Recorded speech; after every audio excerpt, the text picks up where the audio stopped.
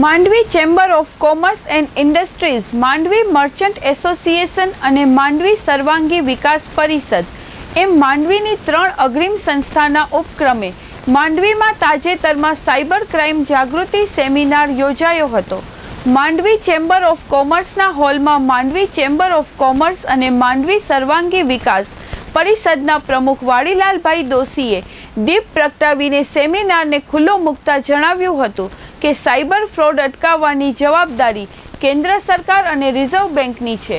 માંડવી સર્વાંગી વિકાસ પરિષદના મંત્રી અને રાષ્ટ્રપતિ એવોર્ડ વિજેતા દિનેશભાઈ શાહે પ્રસંગ પરિચય આપતા જણાવ્યું હતું કે હાલમાં દિન પ્રતિદિન કચ્છ સહિત સમગ્ર રાજ્યમાં ફ્રોડથી બેંકમાંથી રૂપિયાની ઉચાપતના બનાવો વધતા લોકો, સંસ્થાઓ અને એસોસિએશનોમાં ભય અને ચિંતાની લાગણી ફેલાઈ છે. માંડવી સર્વાંગી વિકાસ પરિષદના ઉપપ્રમુખ દીપકભાઈ પંડ્યાએ ફ્રોડ ન બનવાના 10 પ્રકારો, ફ્રોડનો ભોગ ન બનવા માટે જાગૃતિના ઉપાયો તેમજ ફ્રોડના ભોગ બન્યા પછી તેના ઉપાયો વિશે વિગતવાર માર્ગદર્શન આપેલ હતું. આ સેમિનારમાં માંડવીના પૂર્વ નગરપતિ રસિકભાઈ દોશી તેમજ માંડવીની વિવિધ સંસ્થાના અગ્રણીઓ સર્વશ્રી શાંતિલાલભાઈ ગણાત્રા, મહેશભાઈ શાહ લાકડાવાળા, અરવિંદભાઈ શાહ, રશ્મિભાઈ દોશી, જયંતિભાઈ શાહ, પરેશભાઈ સંઘવી, દિલીપભાઈ ટોપરાણી, ગૌરવભાઈ શાહ, ડાયાભાઈ ભીમાણી, મહેન્દ્રભાઈ કંદોઈ, પ્રવીણભાઈ ભાછા, ભાવેશભાઈ સોદાગર, મિતેશભાઈ ગાંધી સહિતના નગરજનો ઉપસ્થિત રહ્યા હતા. આ સેમિનારમાં સાયબર ફ્રોડથી બચવા માટેનું સાહિત્ય આપવામાં આવેલ હતું. સેમિનારમાં ધવલભાઈ ધીરજભાઈ મહેતા, નરેન્દ્રભાઈ ગોર અને રમણીકભાઈ સલાટ સહયોગી રહ્યા હતા. હું દિનેશભાઈ શાહ, મંત્રી માંડવી સર્વાંગી વિકાસ પરિષદ. કચ્છ સહિત સમગ્ર ગુજરાતમાં દિન પ્રતિદિન બેંકમાંથી ફ્રોડ કરી અને નાણાં ઉચાપતના અનેક બનાવો બની રહ્યા છે.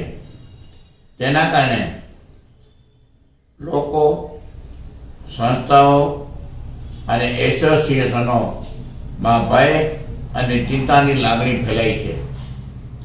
માંડવીની 3 અગ્રીમ સંસ્થાઓએ વિચાર્યું, એ 3 અગ્રીમ સંસ્થાની વાત કરું તો Mandvi chamber of commerce and industry, Mandvi merchant association અને માંડવી સર્વાંગી વિકાસ પરિષદ.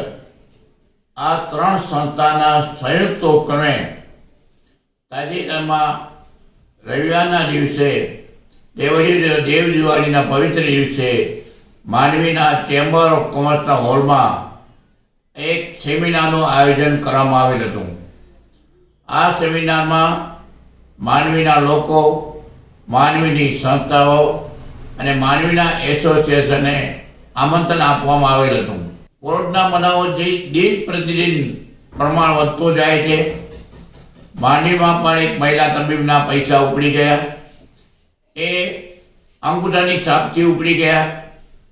માંડવી તાલુકાના ગોધરા લાયજામાં પણ બનાવો બન્યા, નખત્રાણામાં પણ બનાવ બન્યા, નખત્રાણા તાલુકાના વિછોડ ગામમાં પણ બનાવ બન્યો અને છેલ્લા અઠવાડિયામાં ભુજ પ્રોપરમાં પણ આ ફ્રોડના બનાવ બન્યા છે.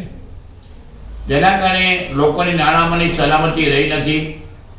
આ 3 સંસ્થાએ વિચાર્યું કે લોકોની નાણાંની સલામતી માટે આપણે કંઈક કરવું જોઈએ.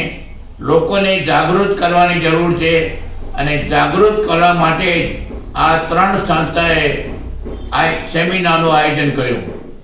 આ સેમિનારમાં અમે બધી સંસ્થાઓને સાહિત્ય પણ આપ્યું. એ સાહિત્યમાં 3 વસ્તુ બતાવવામાં આવી હતી. નંબર 1 કે ફ્રોડના ભોગ કેટલી રીતે બની શકે છે, તો ફ્રોડના ભોગના પ્રકાર 10 છે. એના વિશે આ સેમિનારમાં પૂરતી માહિતી આપવામાં આવી. ત્યાર પછી ફ્રોડના ભોગ ન બનાય એના માટે શું કરી શકાય એની માહિતી પણ આ સાહિત્યમાં આપવામાં આવી છે. અને ધારો કે ફ્રોડના ભોગ બની ગયા પછી શું કરવું જોઈએ, જેના કારણે ફ્રોડના પૈસા પાછા મળે એના માટેના પણ ખૂબ પ્રયાસો કર્યા. લોકોમાં જાગૃતિનો અભાવ છે. લોકોમાં જાગૃત થશે તો જ આ બનાવોનું પ્રમાણ ઘટશે. છેલ્લા 3 વર્ષથી આવા બનાવો બની રહ્યા છે. પણ દુઃખની વાત એ છે કે 3 વર્ષની અંદર કોઈ પણ વ્યક્તિને સજા કરવામાં નથી આવી. ક્યાંક ફ્રોડ અને જેના પૈસા ફ્રોડના ભોગ બને છે એ સમાધાન કરીને રૂપિયા મેળવી લે છે, જેના કારણે ગુનેગારો છટકી જાય છે.